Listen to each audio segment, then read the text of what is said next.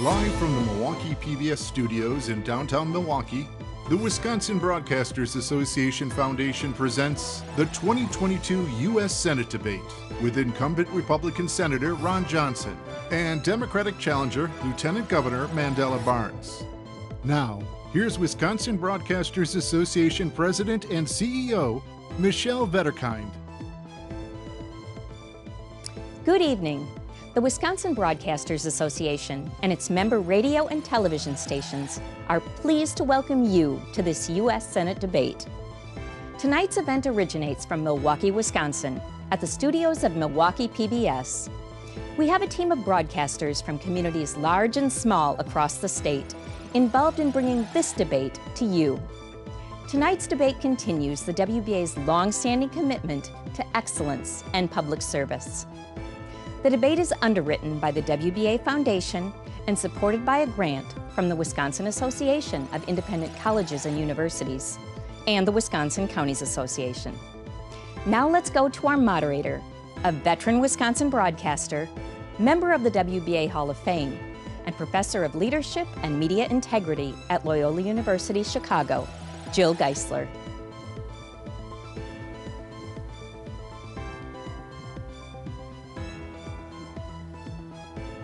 Good evening. On Tuesday, November 8th, Wisconsin voters will decide who will be their U.S. Senator for the next 6 years. Our goal tonight is to help you make an informed choice as you hear from the two major party candidates, incumbent Senator Ron Johnson and Wisconsin Lieutenant Governor Mandela Barnes. The candidates have agreed to the rules. For each question, they will be told the length of time they have for responses, either 1 minute or 30 seconds. They and I can see countdown clocks. When they hit their time limit, I will advise them. If they continue, I'll note it, and their microphone will cease to work. If candidates fail to answer a specific question or change the subject, I'll exercise the moderator's option to call that out and give them just 30 seconds to give a specific answer. Please note, this debate will provide an additional service for voters. Many complex issues require deeper context and verification, especially when charges and countercharges are exchanged or when statistics and shorthand terms are used. So, thanks to our debate's data team, we will be providing you links to additional research materials about our key topics. To read more about a subject, follow the link you'll see on screen or follow the WBA on Facebook or Instagram or Twitter. Our hashtag is WBA Debate. Now, the order of response for the first and last question was determined by coin toss. And with that, let's begin with the first question from a member of our question team, Kim Murphy from WITI in Milwaukee. Now, you're seeing her picture. Despite her hard work, she can't be here because of COVID protocols. So she's asked her teammates to present her questions for her. So with that, let's go to Dale Ryman of WSAW in Waukesha for Kim. Thank you, Jill. Good afternoon. Good evening, gentlemen. We want to start with the topic of marijuana legislation. This news just coming out yesterday that President Biden is pardoning thousands of Americans convicted of possession of marijuana under federal law. He says it's a dramatic step toward decriminalizing the drug and addressing charging practices that disproportionately impact people of color. What is your position on the federal legalization of marijuana? Senator Johnson, we'll start with you, and you have 1 minute.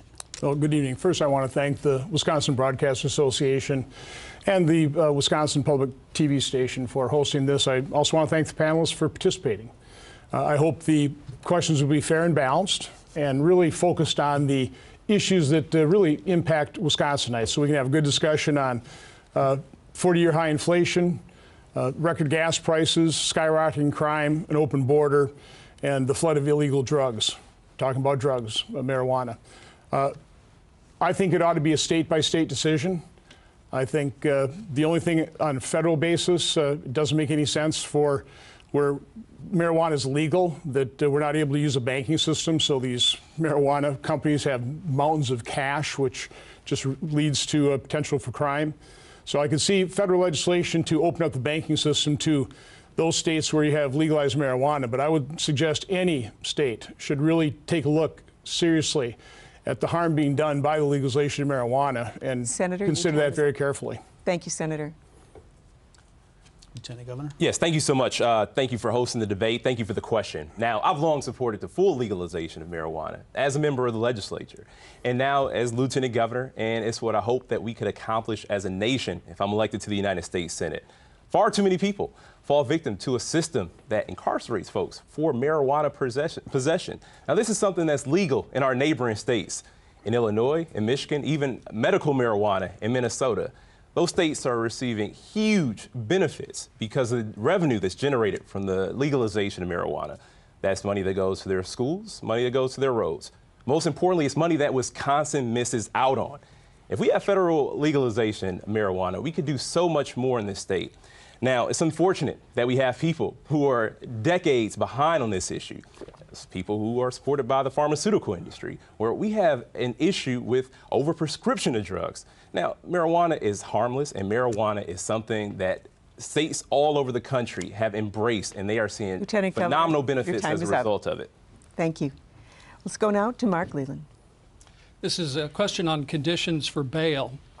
The trial of Darrell Brooks got underway this week in Waukesha County. He's charged with killing 6 people in the Waukesha Christmas parade after getting out of jail on bail.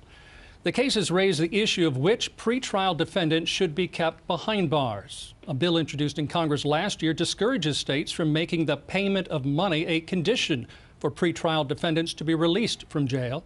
It details how defendants with access to money can buy their way out of jail while poorer defendants remain locked up. Would you agree that conditions for keeping a defendant locked up should be based on whether the defendant is a threat to public safety and/or likely to fail to appear back in court, and not the ability to pay bail? Lieutenant Governor, we'll begin with you. You have 1 minute. Thank you so much, and I really appreciate this question because it has been sensationalized and it's also been mischaracterized.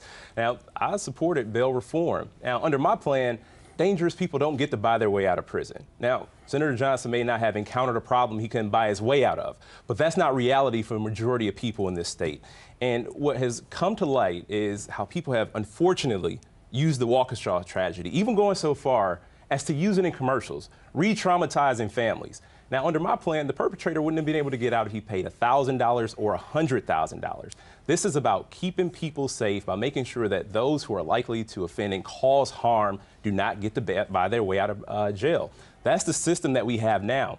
And this sort of reform that I support has been supported by Republicans all across the country as well. All right. Senator, you have 1 minute. We have a huge problem with skyrocketing crime. One of the issues is we're not keeping criminals in jail.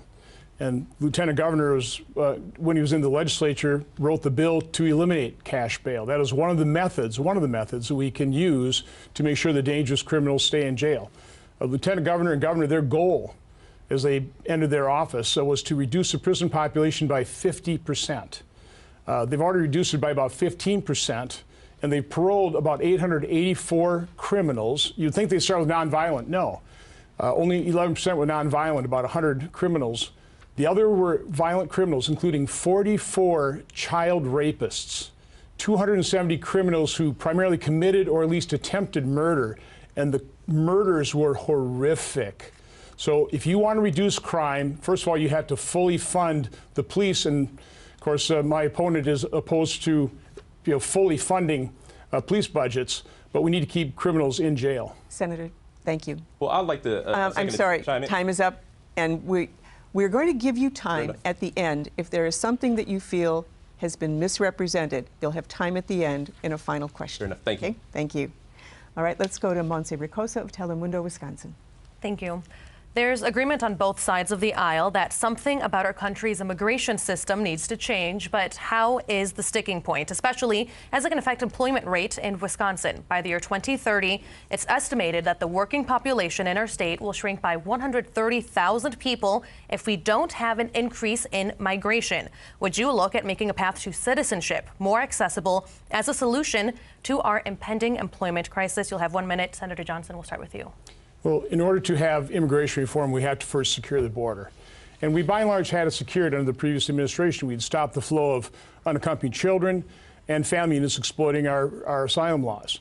We'd actually even cut in half adult immigration until President Biden took office, and then the border was opened up. We are dealing with about 7,000 people per day being encountered, processed, and dispersed throughout America. It's about 3 million people. It's also opened up our border to the flow of deadly drugs. Illegal immigration is not good or humane for the immigrants. They are being abused by the human traffickers, about an $18 billion a year business. How do you think, for example, young women pay off their human trafficking fee? The human trafficking, the sex trafficking, that is an untold story, and unfortunately the news media is covering up for the Biden administration. Senator, I do have to exercise the moderator's option. The question was about immigration reform. So you have to first secure the border. And understand. Once you've done that, then we have to fix the asylum standard. Right now we have a very low standard of credible fear. All somebody has to do is step into the country, say they're afraid to go home, even though they don't even come close to qualifying for asylum. We let them in. We're so backlogged. That's why we have about 3 million people into this country since the Biden administration took office. That's completely out of control. All right. Lieutenant Governor? Well, thank you so much. Now, our immigration system is completely broken, and I fully support comprehensive immigration reform that creates a path to citizenship for our dreamers and for their families. What we're doing right now does not work. And I'll tell you, people all across the state of Wisconsin agree. It is unfortunate that we have a member of the United States Senate does not side with the majority of people of Wisconsin. Now, I've spent a lot of time talking to family farmers. They know that fixing our broken immigration system and creating that pathway to citizenship isn't just a humane thing to do, it's also good for our economy, as you mentioned. This is something we have to do. We can create a system that keeps our border safe, that treats people with dignity and respect, does not subject our children to the horrors of family separation. Now, the senator has had 12 years to do something about this. He even had a chance with a bipartisan infrastructure law because there was funding in there for border modernization, but the senator decided to play politics instead of doing the right thing. Thank you very much. Let's go to A.J. Bayatpour from WKOW in Madison. Gentlemen, this is a two-part question on the issue of Social Security. The Social Security Trust Fund is currently on pace to be underfunded by 2034. Senator Johnson, to address this concern, you have said you support making the program a discretionary one, meaning Congress could make changes to it in each budget cycle. Lieutenant Governor Barnes, you have said you oppose that. First, why should or should not Social Security be made discretionary? And beyond that, what specifically should Congress do to ensure the program remains fully funded? Lieutenant Governor Barnes, you'll go first. You each have 1 minute.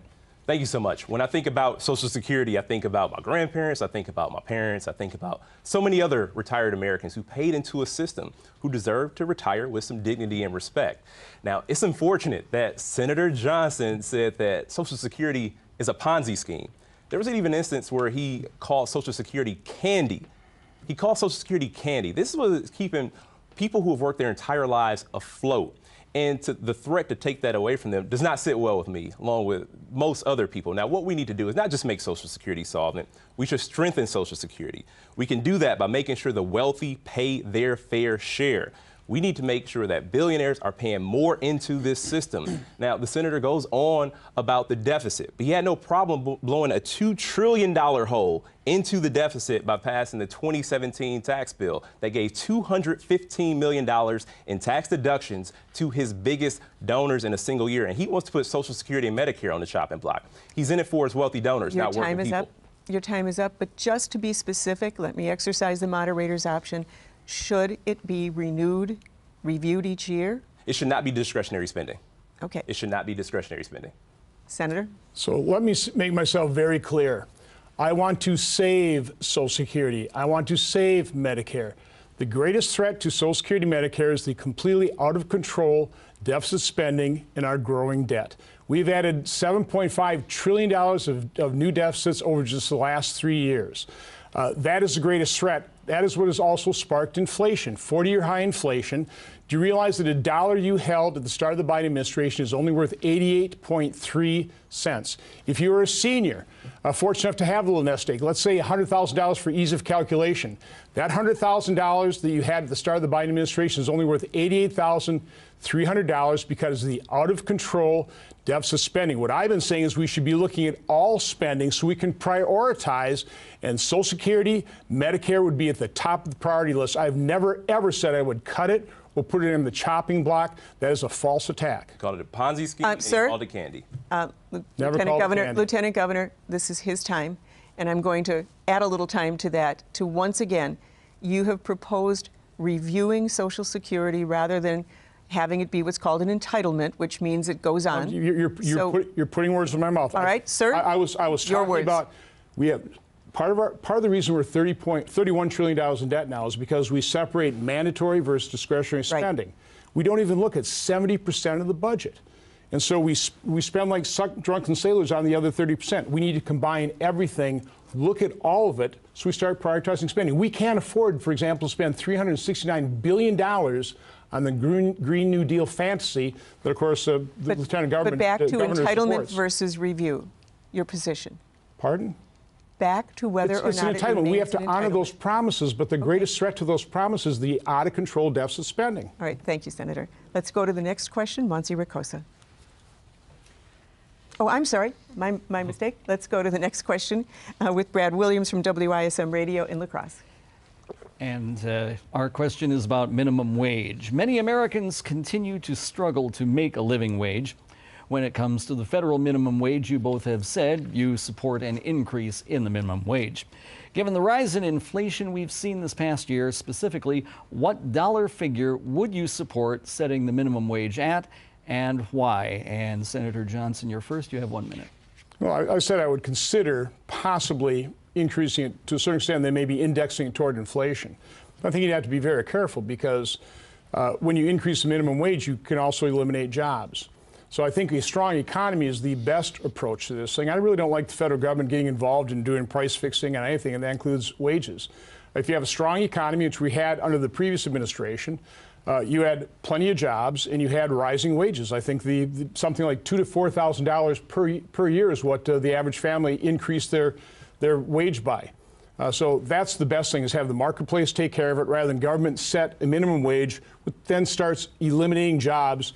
And of course, it doesn't do you much good if you have a higher minimum wage and you don't have a job, then you have a zero wage. Lieutenant Governor Barnes. Thank you so much. Now, the senator threw out a figure with a nest egg and inflation. Let's just say it was right. Now, the reality is people have been making $7.25 since 2009. That's the last time the federal minimum wage went up. Wisconsin still has a $7.25 minimum wage. I've long been a proponent of a $15 minimum wage. Since 2014, when the advocates and hard-working people started calling for it, we should absolutely be at a $15 minimum wage. People are working harder than they've ever worked before, but they're not making the money they used to. Now, if Senator Johnson's serious about addressing inflation, we have to make sure that people can actually keep up with their bills. There's no reason that people who work full time should struggle to pay the bills. But that is the reality right now. And it will continue to be the reality if we have people in office who are only going to prioritize the richest people in this country and leave hard-working people behind. All right, let's go to the next question to Monsi Ricosa of Telemundo. I'm going to ask a series of questions on abortion. Let's start with the most general one. Here in Wisconsin, since the overturning of Roe v. Wade, we are governed by an 1849 law that bans all abortions except in the life of a mother. Polls say over 60% of Wisconsin residents oppose the overturning of Roe. Lieutenant Governor Barnes, you have said you disagree with overturning Roe v. Wade. Senator Johnson, one of your ideas is to allow citizens to vote at a state level, but just this week, the Wisconsin legislature gavelled in and gavelled out, rejecting the opportunity to allow such votes. So let's talk specifically about what you would do at the national level regarding abortion. Lieutenant Governor Barnes, you have 1 minute. Thank you so much. Well, I'm an only child, but I'm not my mother's only pregnancy. Before I was born, my mother had a complicated pregnancy, and she had an abortion. She shared her story because she wanted others to know that they aren't alone and that it was her decision to make, not some politicians. And every woman should be able to make that decision. And doctors shouldn't have to live under the threat of being criminalized for helping women through their most difficult decisions. Now, the senator called the overturning of Roe versus Wade a victory. He celebrated the Dobbs decision. And he said that if women don't like the laws of their state, like the 1849 criminal abortion ban we have here, he said they can move. I can't think of a more callous, out of touch, or extreme position to take. If I were in the U.S. Senate, I would absolutely vote to codify Roe versus Wade to protect the right to an abortion and the right to choose into law once and for all to protect women's rights. Thank you. Senator Johnson. Well, as Justice Alito said, this is a profound moral issue. And it shouldn't be decided by 9 justices, not 535 members of Congress, and quite honestly, not even 132 members of the Wisconsin State Legislature. What we should do, and by the way, the most extreme position here would be no limits on abortion whatsoever, allowing an abortion right up to the moment of birth, which is what the Lieutenant Governor supports. So what I've recommended is let we the people decide with a one-time, single issue referendum that asks the decision that we need to come to a decision on, which is at what point does society have the responsibility to protect life in the womb? We all agree that society has responsibility to protect life, but at what point does society have the responsibility to protect life in the womb? I want we the people to decide that. I would have one vote like every other Wisconsin citizen. Your follow-up? Let's get into some specifics regarding how the overturning of Roe impacts other areas of reproductive health. Some women have concerns with a Senate composed of 3/4 men making these decisions for them. What are your thoughts on when life begins, specifically as it relates to birth control, the morning after pill, and additional embryos created through IVF or in vitro fertilization? Senator Johnson, you have 1 minute. Well, I've laid out all these answers to these questions on wisfacts.com, so you can refer to that. But I obviously support birth control. I support in vitro fertilization. My daughter had 2 children through gestational surrogacy. So I support all those things. I would never, ever consider charging a woman who had an unplanned pregnancy. But I lay it all out there on wisfacts.com. I've been very transparent about this. This has been a divisive issue for 50 years because 9 justices made a decision for all of us, and it didn't solve the problem. So the best thing, and that's why I support overturning Roe v. Wade, is to turn it back to the states where we the people can make that decision. And again, the question that has to be answered is at what point does society have the responsibility to protect life? It's just that simple. And I've actually laid out a sample referendum ballot, and you can also find that at wisfacts.com. Okay. Lieutenant Governor Barnes? Well, the senator knows very well that the referendum won't happen with the legislature we have now. This is him trying to run away from his dangerous, out of touch, and extreme position. And when you take a position like that, there's so much that you don't always see. Let's talk about Texas as an example. There's a woman who had to be hooked up to a breathing machine because she had complications with her pregnancy and could not get an abortion. A 10-year-old girl in Ohio was raped and had to cross state lines to get an abortion. That's Ron Johnson's America. And 70% of the people think Roe versus Wade should be the law of the land here. Now, when we talk about children and unplanned pregnancies, Senator Johnson once went so far as to say it's not his responsibility to take care of our children in this country. Won't even support the child tax credit. Now, people are dealing with some very tough circumstances, but the senator would rather make a political point than to do the right thing to protect families and to protect the health of women. Thank you. Let's now move on to A.J. Bayatpour. We are here, of course, in the city of Milwaukee, which is on pace for a 3rd consecutive year to set a record number of homicides in a single year. Now, the city of Milwaukee currently gives more money to its police department than any other city agency. What is the role of Congress in addressing such violent surges in American cities, if such a role should exist? For each of you, what are 3 specific actions Congress should take, if any, to address violence? Lieutenant Governor Barnes, you go first. You'll each have 1 minute. Thank you so much. I can't speak for anybody else, but I know the pain of losing a loved one to gun violence. Have experienced that actually more times than I care to count. Lost my first friend in high school and several others after. Now, I know it doesn't have to be this way because it wasn't always this way. When my granddad moved to Milwaukee after World War II, he got a job as a union steel worker in a safe city. But when factories started to close their doors, we saw a decline in opportunity, but unfortunately, we also saw a rise in crime and in violence.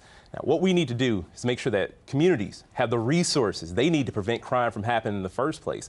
That means fully funding our schools. It also means making sure that there are good paying jobs in communities. And we also invested $100 million in the law enforcement, public safety, and crime prevention initiatives through the American Rescue Plan, which Senator Johnson voted against because another instance where he decided to play politics instead of putting the safety of the people of Wisconsin first. Senator Johnson. The first thing you do is you support law enforcement.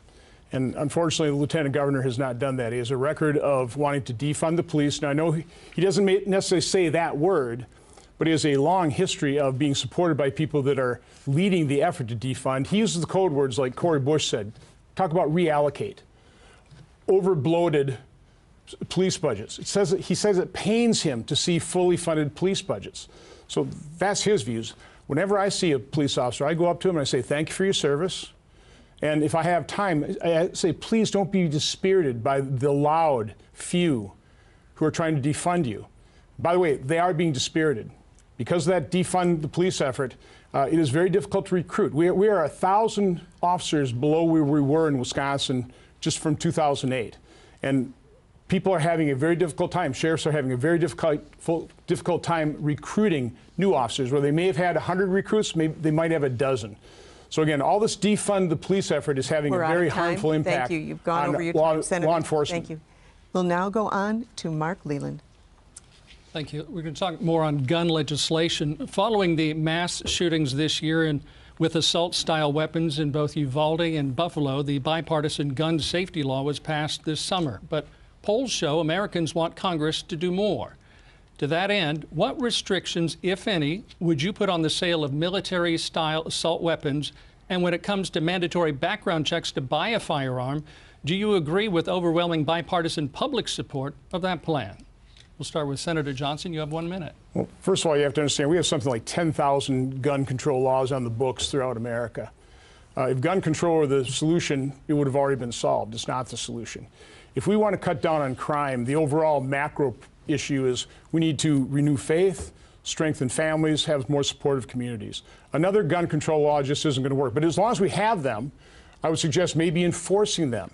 There was something like 112,000 failed background checks in the year 2017. There were 12 prosecutions.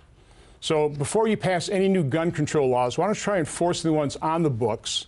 And then why don't we take a look at what's happening within our society that is causing all of this violence? Lieutenant Governor? Thank you so much. And as I mentioned before, I have dealt with this too much. And that's why I've spent my entire career working to make communities safer.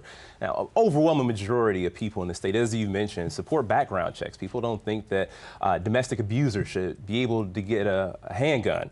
And neither do I. And unfortunately, Senator Johnson doesn't agree. The ATF doesn't even have searchable databases right now because of the laws on the books. And the senator on the last question did mention, police officers. Now, with that being said, I'm sure he didn't have the same interaction with the 140 officers that were injured during the January 6th insurrection. One officer was stabbed with a metal stake, another crushed between a revolving door, another hit in the head with a fire extinguisher. So when we talk about respect for law enforcement, let's talk about the 140 officers that he left behind because of an insurrection that he supported. Now, with that being said, there's so much more we need to do to keep guns out of the hand of violent criminals. Lieutenant Governor, just once again, for specifics, the questions were about background checks? Oh, I absolutely support background checks. I support it as legislator, support it now as lieutenant governor. And we need senators who support background checks. We need senators who aren't bought and paid for by the gun lobby. Senator Johnson received $1.2 million from the gun lobby. That's why he can't be trusted. That's why he's going to make up every excuse about why we can't do anything. He was elected to do a job. This is what he's supposed to do, help keep us safe, but he refuses to because the gun lobby is propping him up. We're at time. Thank you. All right, let's move on now. We're going to take another question. This one is from Kim Murphy, who can't be with us tonight because of COVID protocols, but it's going to be asked on her behalf by Dale Ryman. Thank you, Joe. We want to talk about the Electoral College reform. After the January 6th assault on the Capitol, the effort to present a false slate of electors from 7 states, including Wisconsin, a bipartisan group of 32 senators has proposed the Electoral Count Reform Act. The key provisions include identifying a single conclusive slate of electors, affirming the role of the vice president, raising the objection threshold, and protecting each state's popular vote. Lieutenant Governor, we will go to you first for 1 minute. Do you support this bill? Well, we all saw what happened on January 6th. We also saw every conspiracy theory peddled. We saw the senator attempt to send fake electors to the vice president, saying that his involvement lasted a matter of seconds. That matter of seconds ended up with a whole day assault on the Capitol. They threatened to hang the vice president. Now, we have to do as much as we can to protect our democracy. The very first plan my campaign put out was a democracy and accountability agenda. Now, the senator doesn't seem to like a democracy because it has not been working out for him. But the reality is, if we modernize our electoral count system, we can prevent something like this from happening again, and we can restore trust into our electoral process. People don't trust the process because we have folks elected to high office who will spend their time trying to overturn an election, trying to cast doubt into a free and fair election, which election observers said was the most secure in our lifetime. Senator Johnson? I would support that piece of legislation. I do want to remind everybody that when I got back to my office on January 6th, because I was not impacted by what was happening at the Capitol, I didn't know what was happening until I turned on the TV. I immediately and forcefully and have repeatedly condemned it and condemned it strongly. But I've also condemned the 570 riots that occurred during the summer. So many people ignore those. The lieutenant governor has made excuses for those rioters, say, well, what do you expect? They're frustrated. If you want to talk about rioting, we should take a look at what happened in Kenosha. The day after the first night of rioting, when the used car lot was set on fire, instead of trying to calm things down, the lieutenant governor gave a press conference and he said it felt like a vendetta was carried out against one of our community members. He incited the riot. He and the governor didn't provide the manpower to stop the riots. So if you're going to focus on a riot, why don't we focus on 570 riots, 2,000 police officers injured? Your time is up. Dale, you have a follow-up. Yes. Last month, I had a chance to interview former Vice President Mike Pence when he was visiting Wausau. When referring to his actions on January 6th, when he resisted pressure from former President Trump to overturn the election and refused to accept the slates of fake state electors, including some that were offered to him by Senator Johnson's office, he said he acted out of respect for the U.S. Constitution. We'd like for you both to go on the record. Did the former vice president do the right thing? Senator Johnson, you can go first. You have 1 minute. Well, first of all, let me clear things up here. I had no idea when I got a call from the lawyer from the President of the United States to deliver something to the vice president. Did I have a staff member that could help out with that? I had no idea what it was. And the fact of the matter was nothing was delivered. The whole episode took less than an hour, but I wasn't even involved. So again, I had no knowledge of an alternate slate of electors. I voted to confirm, not to disallow any of President Biden's electors.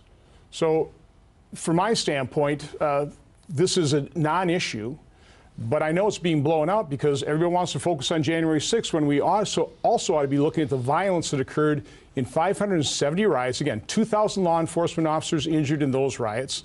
A couple dozen people lost their lives, including 2 in Kenosha, because the lieutenant governor and the Governor Evers didn't provide the type of manpower to quell those riots. About $1 to $2 billion worth of property damage. Why don't we focus a little bit on 570 riots as well? Senator Johnson, your time is up. But again, the question was, did Mike Pence do the right thing on January 6th? Yes. President Biden is now President of the United States. Well, I will say that to push back, the Republican sheriff of Kenosha said that the governor answered every call and gave all the resources that they requested. So let's clear that up. And he may not have noticed that an insurrection was happening because he called those people patriots. He called them tourists. These are the folks that he supported. This is an act that he supported. And he can make whatever comparisons he wants to. But the reality is this was an attempted overthrow of the government by trying to overturn a free and fair election. So the answer is yes. The vice president did do the right thing. All right, let's go to the next question, and that goes to Brad Williams. We'll turn to the issue of safe water. From Racine to Wausau to Rhinelander, people are concerned about the safety of their drinking water because the water contains excessive levels of man-made and industrial chemicals called PFAS, which have been linked to illnesses and conditions including cancer and infertility. For example, hundreds of families on French Island in the La Crosse area have been supplied with bottled water for the past year because of high levels of PFAS in their well water. The cost of supplying clean water has been shifted to families and local governments. What should Congress do to provide financial relief to towns and families affected by this pollution? This question first goes to Lieutenant Governor Barnes. You have 1 minute. Well, thank you so much.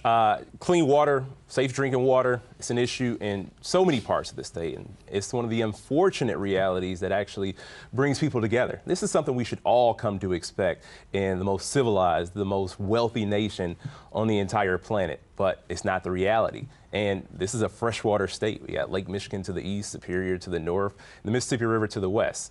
And I have spent my time in the office of Lieutenant Governor working on clean water issues. In fact, 2019, the governor declared it the year of clean drinking water.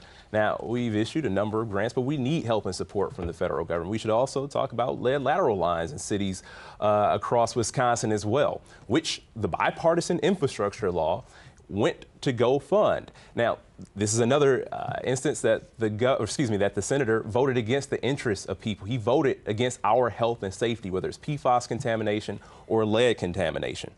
Lieutenant Governor, once again, more specifically, what, if anything, do you think needs to be done at the federal level? My apologies. We do have a responsibility. The federal government absolutely has a responsibility to fund the initiatives that would make sure that every community has access to clean and safe drinking water. And also, we have a responsibility to make sure that polluters are held accountable. Senator Johnson. Well, I'd suggest that the EPA, rather than focus on CO2, focus on these pollutants that really are harmful. And for example, rather than spend $369 billion, which is what is going to be spent or allocated based on the Inflation Reduction Act, which is a very Orwellian named bill because it won't reduce inflation, it'll probably further enhance it. We ought to take that $369 billion, a portion of that, and we can allocate that toward addressing real pollution, which is what PFAS is. All right, let's go to the next question, and that will go to Monse Ricosa. I'd like to talk about the Respect for Marriage Act. When Roe v. Wade was overturned, Justice Clarence Thomas referred to other decisions, which would include gay marriage and interracial marriage, as potentially overturned, or had the potential to be overturned. In response to that, Senator Baldwin and Collins have proposed bipartisan legislation called the Respect for Marriage Act, which makes it the law of the land and protects it from being overturned. How would you vote, Senator Johnson? So first of all, I've always supported civil unions. When the Supreme Court ruled a different way and ruled for gay marriage, I thought, okay, there's an issue. It's been settled. Let's move on. We have a lot of other problems we have to deal with. That Supreme Court decision will never be overturned. This is another scare tactic by the left. I know Justice Thomas kind of opened up the door, but this is where stare decisis is very powerful, where you're not going to disrupt millions of lives. I don't want millions of lives disrupted. But there's another element to this thing. Certainly the way the law is written right now, it threatens religious liberty. So before I would ever consider voting for that bill, I would want to see very strong protections for religious liberty. We've seen what happened after the Obergefell decision. You had people starting to sue, for example, bakers. One in the Supreme Court, but they're right back after harassing that guy again. So I would need very strong religious liberty protections. Thank you, Senator. Lieutenant Governor Barnes. Thank you so much. We're talking about a civil right. We're talking about the right for a person to marry who they love. Normally, this would be a no-brainer. This is something I've supported as a member of the legislature, and it's something I would be proud to support as a member of the United States Senate. Now, he said that the Supreme Court decision won't be overturned. A lot of people thought that Roe wouldn't be overturned, but look at us now. We're in a position where we are losing rights. People are having fewer rights than they had 50 years ago. That's exactly what's on the line with this election. We need people who are going to fight for our fundamental freedoms. To be able to marry who you love, again, that should be a no-brainer. It's a shame that we're in this place right now having this same old tired argument, but here we are. We need people who are going to fight to make sure you can love who you love and also make your own healthcare decisions without interference from politicians. Okay, our next question once again is coming from Kim Murphy, but it's going to be addressed by Mark Leland. Thank you. Kim's question is on climate change. The death toll from Hurricane Ian is at least 120 people now. The storm made landfall as a devastating Category 4. Scientists say the historic storm was fueled by warm waters, and those warmer waters are a direct effect on climate change. What would be 3 specific solutions you believe in for addressing climate change? Lieutenant Governor Barnes, we'll begin with you. You have 1 minute. Well, the climate crisis is already here. It's impacting places all over the country, all over the globe, Wisconsin specifically. I've had a chance to visit our family farmers who have had to deal with the impacts of devastation from these 100, 500-year storms that are happening more regularly, flooding events, historic flooding events that are wiping out rural infrastructure, and also the impact on cities with urban heat islands. Now, the senator just a couple questions ago, said that CO2 is not harmful. He's gone so far as to call climate change BS. These are people's lives we're talking about. This is our future that we're talking about. What we need to do is reduce carbon emissions. What we also need to do is move towards a clean energy economy and make sure Wisconsin is in the driver's seat. 80% of the world's solar panels built in China. We could be building those right here in Wisconsin, charting the path to a clean energy future. And we also can make sure that our family farmers have the support that they need with regenerative agriculture so that the industry can continue to thrive. It's the senator's turn. So the climate has always changed, always will change, so I don't deny climate change. The question is, can you really do anything about it? When China, when India, they're going to be burning fossil fuels, America's going to have to burn fossil fuels. 80% of our energy comes from fossil fuels right now, and that's not going to change anytime soon because wind and solar are not reliable. They make our grid very unreliable. The reason you're paying now more than $4 a gallon at the pump is because of the Democrats' war on fossil fuels. Again, it's this green energy in terms of converting over to electric vehicles. We don't have the rare earth minerals. We can't build the batteries. One of the things we're seeing down in Florida is those electric vehicles are starting on fire. They're exploding. So there are a lot of problems here. So we have to focus on how we use fossil fuels responsibly.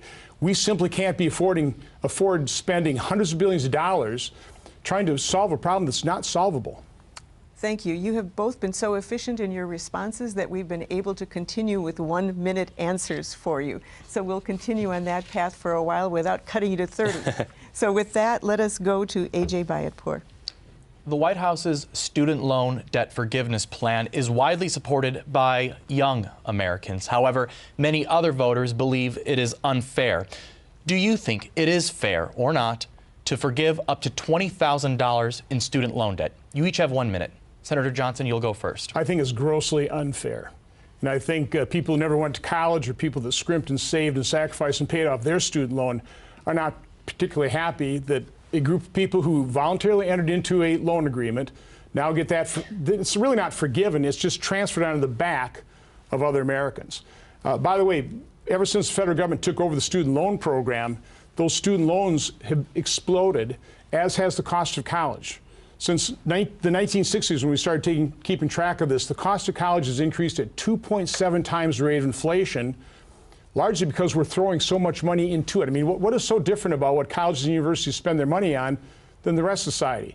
What's different is the federal government has fueled that rise in college costs. So we ought to focus on that. But no, this is grotesquely unfair for people who never went to college or paid off their student loans.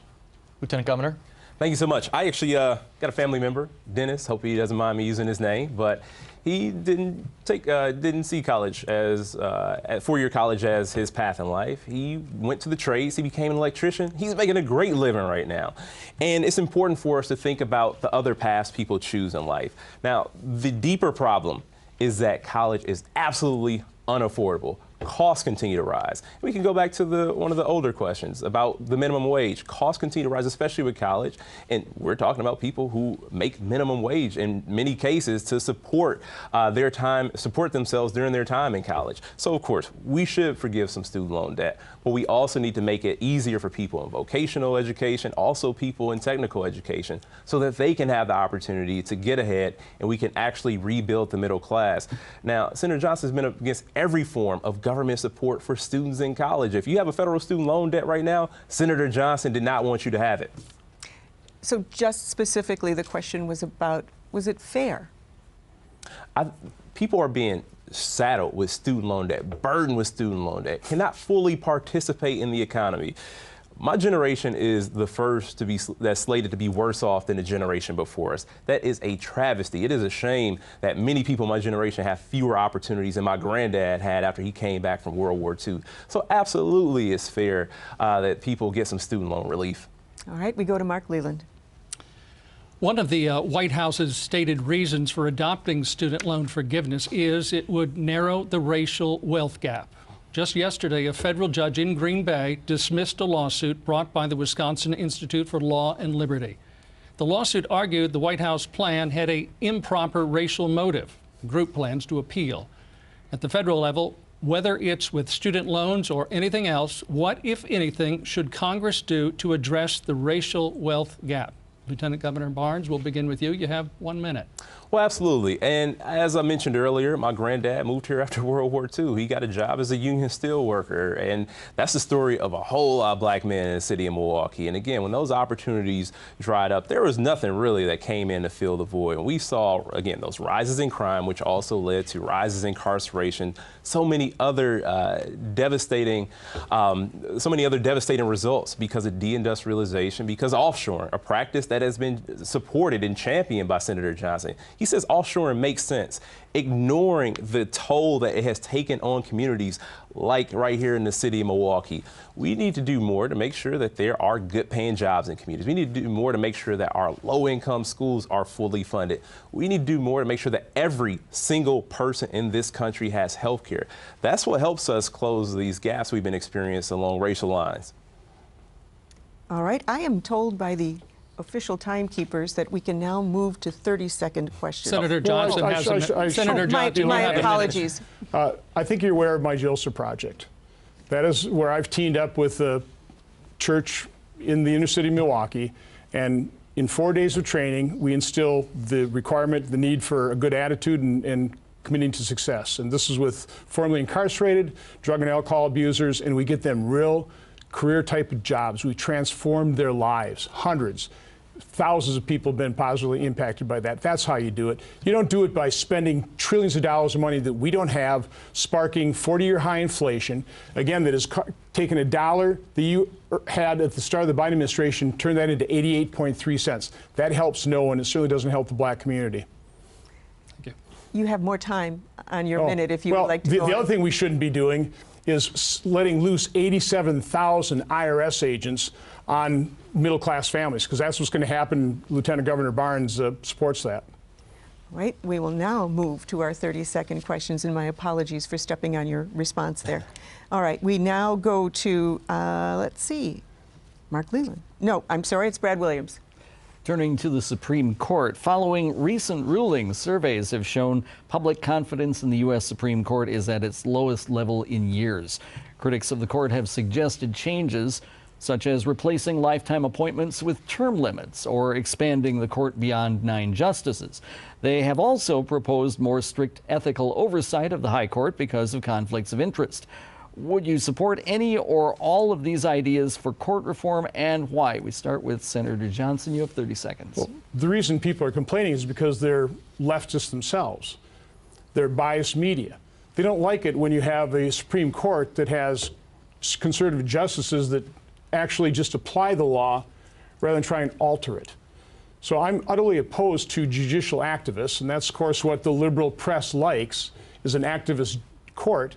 And so when you finally have gotten conservative justices, and by the way, I vote for conservative justice knowing full well that I'm not going to like some of their decisions because they're going to apply the law, not alter it.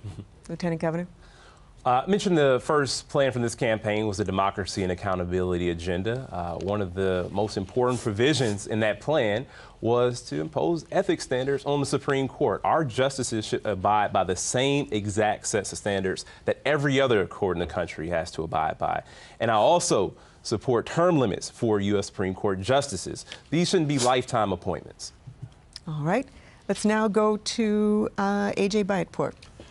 There was a new development this week potentially involving gas prices. Despite President Biden's attempt to persuade OPEC to do otherwise, the group of oil exporting countries decided this week it will cut oil production, a move that will most likely cause gas prices to rise.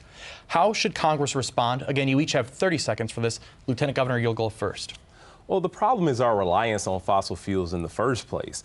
We need to be more energy independent. We need to do more to generate renewable energy in this country, specifically right here in Wisconsin. Now, the senator is going to say that the path forward is fossil fuels. He's going to make up every excuse for the fossil fuel industry. We need to hold them accountable for using inflation as a smokescreen to jack up prices on the American people. And look, the senators receive hundreds of thousands of dollars in campaign support from the fossil fuel industry, and that's why he's going to put their interests before your pocketbook. Senator. If you want to have lower gas prices, you need to be energy independent. We were energy independent under the last administration. If you're concerned about climate change, you should be supporting nuclear power. But most environmentalists oppose nuclear power. So there's a solution here. It's just environmentalists like Lieutenant Governor Barnes won't embrace the real solution. All right, we have one more question. Let's go to Dale Ryman. It's being said broadband is not a luxury. It's a necessity for everyday living. The pandemic really showed us how important broadband is, in particular with online learning and telehealth. Wisconsin ranks 33rd in the country in Broadband Now's annual rankings of internet coverage, speed, and availability. How will you advocate for Wisconsinites on Capitol Hill to continue to close that digital divide? Senator Johnson, we'll start with you first, and you have 30 seconds. So I have a pretty strong record here. I've supported the Connect America Fund, and that allocated hundreds of millions of dollars here. Also to get proper mapping of broadband, and that resulted in about $10 billion over 10 years of federal funding to expand broadband here in Wisconsin. So I'm completely aware of the crucial need for broadband, and I've supported it, and I've gotten federal funding for Wisconsin as a result. And specifically toward the future, we'll continue to do so? Well, that's, yeah, precisely. Thank you. Lieutenant Governor. Well, I'm proud to say that our administration has invested historic sums of money into broadband expansion. I've held a number of broadband roundtables across the state, and we all hear the heartbreaking stories of students having to go to a fast food restaurant parking lot just to get connected during the pandemic. I've heard stories of people outside of Wausau who had to actually go to a funeral home because that's who had the best Wi-Fi. Now, one of the best opportunities to expand broadband in this state has been the bipartisan infrastructure bill, another bipartisan piece of legislation that Senator Johnson voted against because he wanted to put politics first. And we are at our last question, which we promised you would give you a chance to perhaps clear up some misconceptions. Dale? Gentlemen, so during this debate or in campaign ads, you have heard things said about you that you believe are just plain wrong. In this last question, we want to give you the floor to set things straight. What's been said about you that you really want to knock down? Senator Johnson, you can go first, and you have 1 minute. Well, I'm very proud of my record as your U.S. Senator. One of the more grotesque distortions, in addition to the fact that I actually want to save Social Security, is the fact that I got a tax cut only for myself and a couple supporters. No, it's because of me. 95% of American businesses got a tax cut so they can compete with the big guys and survive the pandemic. That was 20 million tax filers. So I'm proud of my record in terms of tax reform. Again, allowing people to compete with the big C Corps as well as survive the pandemic. But my right to try legislation, that is saving people's lives. My Joseph Project is transforming lives. And my background, my experience, 40 years of working in the private sector, I'm not sure what the Lieutenant Governor has ever done in terms of a job in the private sector. I know his mom's a teacher, his dad worked third shift. I also work third shift. So I know exactly what it's like to work in a factory. I know what it's like to work shift work. I know what it's like to create jobs because I've created them. I don't believe he has. Thank you, Senator. Lieutenant Governor. Well, I actually embrace one of the characterizations in one of the ads that they put out, either Senator Johnson or one of his allies. It ends by saying Mandela Barnes, different.